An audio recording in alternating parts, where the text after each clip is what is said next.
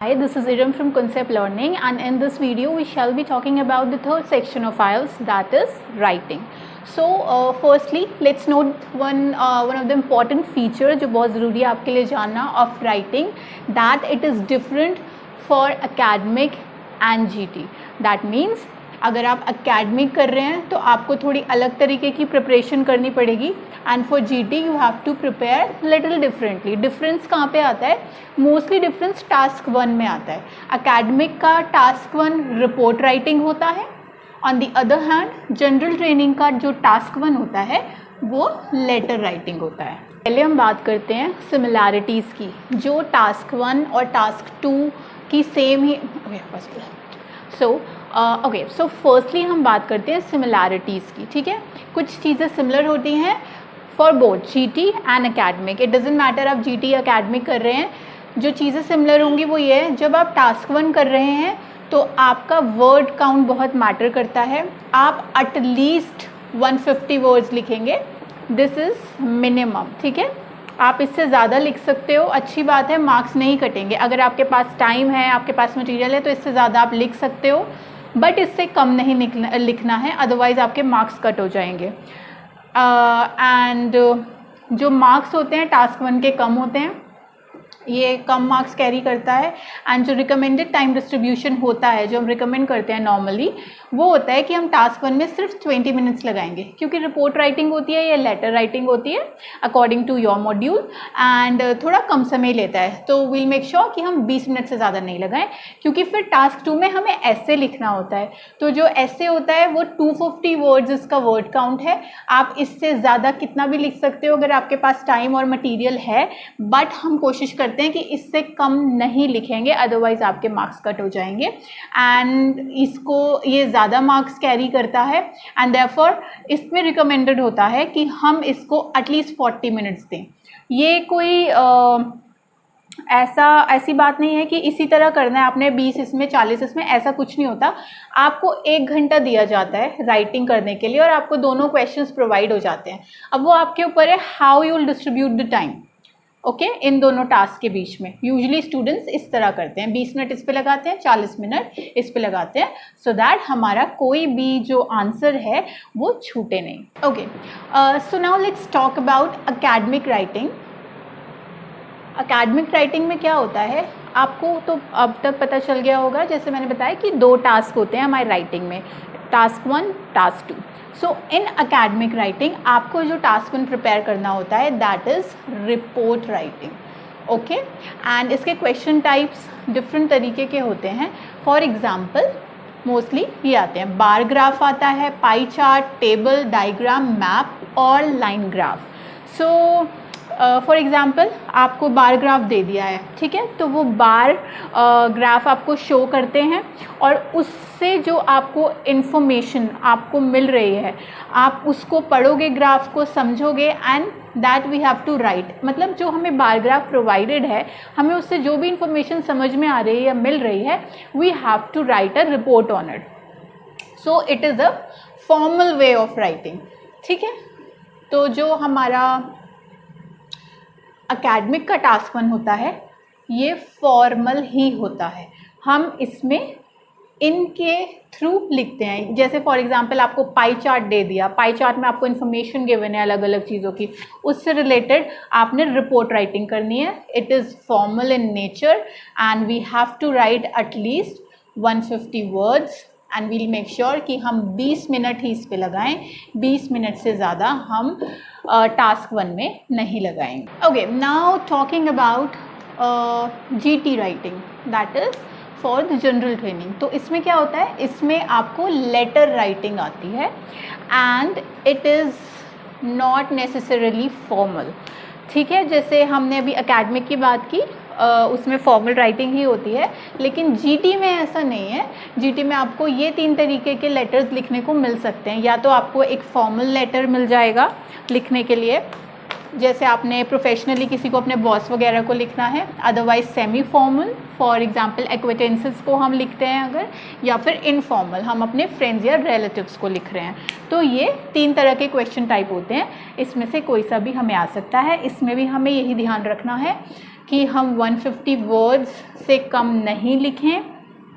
Okay, we shouldn't write not less than 150 words and हम इसमें 20 minute लगाएंगे, 20 minute से ज़्यादा नहीं लगाएंगे.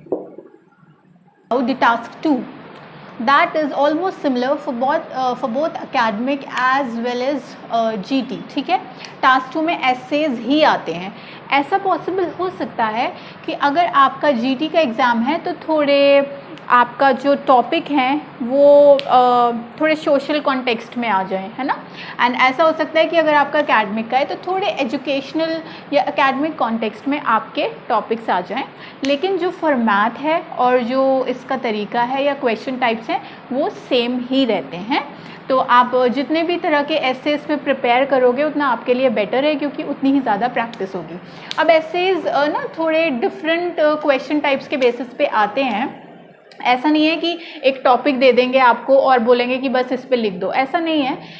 These are some different kind of question types जो आ जाते हैं ऐसे में. Okay, for example opinion based question, मैं इसको थोड़ा ब्रीफली समझाने की कोशिश करती हूँ. इसमें क्या होता है, आपको व्यूज़ दिए होते हैं उन्होंने. फॉर एग्जाम्पल उन्होंने आपको बोला है that some people believe that in the future robots will take over most of the human employment. Yeah, so इसका अब they will ask you कि do you agree, what is your opinion. so in that हमें अपना opinion बताना होता है. जो उन्होंने बोला है उनके ओपिनियन को भी डिस्कस करना है और खुद का ओपिनियन भी स्टेट करना है. तो थोड़े इस फॉर्मेट में आते हैं. आगे जाके जब मैं इन पे वीडियोस बनाऊंगी तो थोड़ा आपको डिस्क्रिप्शन में समझाऊंगी. कुछ डिस्कशन पे आते हैं जिसमें आपने बस डिस्कस करना होता है. एडवांटेजेस डिसएडवांटेजेस मींस कि उन्होंने आपको कोई टॉपिक दे दिया और आपसे उसके मेरिट्स डिमेरिट्स पूछ लिए, प्रॉब्लम या सॉल्यूशन पूछ ली, किसी चीज़ की कॉज या सॉल्यूशन पूछ ली, या डबल क्वेश्चन या डायरेक्ट क्वेश्चन पूछ सकते हैं वो आपसे. इसमें हमें क्या ध्यान में रखना है कि हमें इसमें 250 वर्ड्स लिखने ही लिखने हैं, इससे कम नहीं लिखना है. और ये ज़्यादा मार्क्स कैरी करते हैं तो हम इसमें 40 मिनट्स तो मिनिमम लगाएंगे, इतने तो लग ही जाते. Okay, now let's talk about the marking criteria. अब लिसनिंग और राइटिंग में क्या होता है कि आपके 40 क्वेश्चन हैं, जितने आंसर्स आपके ठीक हैं उनके बेसिस पे आपको बैंड मिल जाते हैं. बट अब आप राइटिंग में कैसे पता लगाओगे कि आपके किस हिसाब से वो आपको बैंड दे रहे हैं. So these are the 4 important parameters that are use to assess your writing. Okay, for both task 1 as well as task 2. मैं इन्हें आसान भाषा में समझाने की कोशिश करती हूँ. पहला है टास्क अचीवमेंट. टास्क अचीवमेंट का मतलब ये है कि जो क्वेश्चन पूछा गया है आपने उसका फुल रिस्पॉन्स दिया है. फॉर एग्जाम्पल उन्होंने आपसे ऐसे में पूछा है कि what is your opinion about this particular topic. पता चला आपने 250 वर्ड्स भी लिख दिए हैं, स्पेलिंग भी सही है, ग्रामर भी सही है, सब सही है, but you have not stated your opinion. आपने अपना ओपिनियन नहीं बताया, ओपिनियन के अलावा सब कुछ बता दिया, तो आपका टास्क अचीव नहीं हुआ. जो उन्होंने बेसिकली आपसे ओपिनियन मांगा था वो आपने बताया ही नहीं है. दैट मीन्स टास्क अचीवमेंट का मतलब है वो देखते हैं if we have given full response to what they have asked. ठीक है, हमने फुल रिस्पॉन्स दिया है उनके क्वेश्चन को या नहीं, आधा अधूरा तो नहीं छोड़ा है हमने. उसके बाद वो ये देखते हैं इसमें कि वर्ड काउंट जो है हमारा, वर्ड काउंट वो उतना है जितना रिक्वायर्ड था. टास्क 1 में 150 और टास्क 2 में 250. तो ये टास्क अचीवमेंट होता है. कोहेरेंस एंड कोहेजन का मतलब होता है कि आप अपने आइडियाज़ प्रेजेंट कर पा रहे हो लॉजिकली. कभी कभी क्या होता है लोग सब कुछ लिख देते हैं पर वो ना लॉजिकली उनको सिक्वेंशली स्टेट नहीं करते हैं, तो वो सारा मिक्स हो जाता है एंड बहुत कन्फ्यूजिंग हो जाता है पढ़ने को जो मटीरियल कॉन्टेंट वो देते हैं. तो we have to make sure कि हम स्टैंडर्ड एक्सप्रेशंस यूज़ कर रहे हैं एंड अपने जो आइडियाज़ हैं उन्हें लॉजिकली स्टेट कर रहे हैं. मतलब सब कुछ खिचड़ी नहीं पका रहे हैं, मिक्स नहीं कर रहे हैं, एक के बाद एक जो सही तरीका होना चाहिए ताकि जब दूसरा इंसान पढ़े तो उसको समझ में आ जाए पूरी तरह without getting confused. Now lexical resource, it mostly relates to the vocabulary and spelling. आपने सही वोकैबुलरी यूज़ की है। हमने कॉम्प्लेक्स वर्ड्स यूज़ करने होते हैं, ऐसा रिकमेंडेड होता है, लेकिन कभी कभी हम क्या करते हैं कि just for the sake of using complex word हम कुछ ऐसे वर्ड्स बीच में इंक्लूड कर देते हैं जो वहाँ नेचुरल नहीं लग रहे होते हैं, या ऐसा लग रहा होता है कि बस ज़बरदस्ती घुसाए हैं। So we have to make sure that we are using our vocabulary naturally. Just for the sake of using complex word हम कुछ भी नहीं घुसाएंगे। And spelling is very important. अगर आपकी थोड़ी सी भी स्पेलिंग मिस्टेक है तो आपके मार्क्स कम हो सकते हैं। Now coming to the grammar, grammatical range and accuracy, इसमें आपने बहुत ध्यान रखना है। जो लोग इसमें सबसे ज़्यादा गलती करते हैं वो होते हैं टेंसेस की। वो बात कर रहे होते हैं पास्ट में बात करते करते प्रेजेंट में आ जाते हैं, फिर future. No, we have to make sure कि हम एक ही टेंस मोस्टली यूज़ करें, या जो कॉन्टेक्स्ट को हमारे फेवर कर रही है, सेटिस्फाई कर रही है, हम वो टेंसेस देखेंगे, ठीक है। ऊपर नीचे नहीं करेंगे। पंक्चुएशंस का बहुत ध्यान रखना है। कैपिटलाइजेशन देखनी है कि सही से कैपिटल लिखे नहीं। फॉर एग्जाम्पल अगर किसी का नाम है विक्रम फॉर एग्जाम्पल, है ना, सो ही सेड, हमने जैसे लिख दिया विक्रम वॉज स्लीपिंग। अब यहाँ पे हमने स्मॉल लेटर में लिख दिया, बट जबकि हमें मालूम है कि जो विक्रम है वो प्रॉपर नाउन है, एंड प्रॉपर नाउन हमेशा कैपिटल लेटर्स में यूज़ होते हैं। तो ग्रामर बहुत इंपॉर्टेंट है, अदरवाइज हमारे मार्क्स एंड बैंड कम हो सकते हैं। Now let's quickly talk about the dos and don'ts that we should follow while writing. Let's talk about the dos first. आपने क्या करना है, you always have to revise your content after writing. Do not ever underestimate the power of revision. क्योंकि कई बार ऐसा होता है कि कुछ mistakes होती हैं, tiny silly mistakes, जो आप पकड़ लेते हो when you are revising. So while you are revising, what you have to check? You have to check the spelling, you have to check the word count, and you have to check the grammar. Always revise after you have completed your writing task. Now talking about the don'ts. ये आपने नहीं करने हैं। You do not have to use bullets ये तरीका है, ये मैंने जिस तरह इनको लिस्ट कर रखा है। Usually bullets are one of the best ways to list things, या but we do not, it is not recommended to write in bullets writing task में। You don't use bullets. आपने जो भी लिस्ट करना है कुछ भी है, you will write in paragraphs and not bullets. Always remember this. Okay, now you do not have to write off the point. कभी कभी लोग क्या करते हैं, to stretch the word count, वो फालतू इधर उधर की बातें भी लिख देते हैं। ऐसे हम स्कूल में किया करते थे, मार्क्स मिल जाते होंगे, यहाँ नहीं मिलने हैं। आपका टास्क अचीवमेंट वाला पैरामीटर कैंसिल हो जाएगा और आपके मार्क्स कट जाएंगे। We have to write on the topic, जो पूछा है वो बताना है, उससे अलग कुछ नहीं। We do not have to write less than the word limit. ज़्यादा लिख सकते हो, कम नहीं लिखना है। And very important thing that we have to remember always, we never repeat same words and phrases.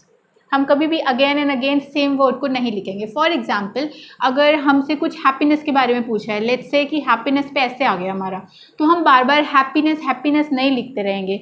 Rather we'll use the synonyms, that is कुछ भी लिख दो, ब्लिस लिख दो, ब्लिसफुल, इलेटेड, सेरेनिटी, ये सब कुछ हम लिख देंगे। So therefore make sure that your vocabulary is very vast and versatile, ठीक है। तो रोज़ नए वर्ड्स पढ़ना आप ट्राई कीजिएगा, ताकि आपको कभी भी कोई वर्ड रिपीट ना करना पड़े राइटिंग में, ठीक है। एक बार रिपीट कर सकते हो, that's natural, not again and again. And we also do not repeat the phrases. एक भी लाइन या सेंटेंस बार बार नहीं बोलते, हम नहीं लिखते हैं। Rather we paraphrase it. Paraphrase होता है कि हम किसी और तरीके से तोड़ मोड़ के उसको किसी और तरीके से लिख रहे हैं, सेम वर्डिंग्स नहीं यूज़ करेंगे। So always remember these things, आपके काफ़ी एरर्स के चांसेस कम होते हैं। वीडियो में इतना ही था। Stay tuned for more upcoming videos and you can also contact us on Instagram. Till then, bye bye, take care and all the very best.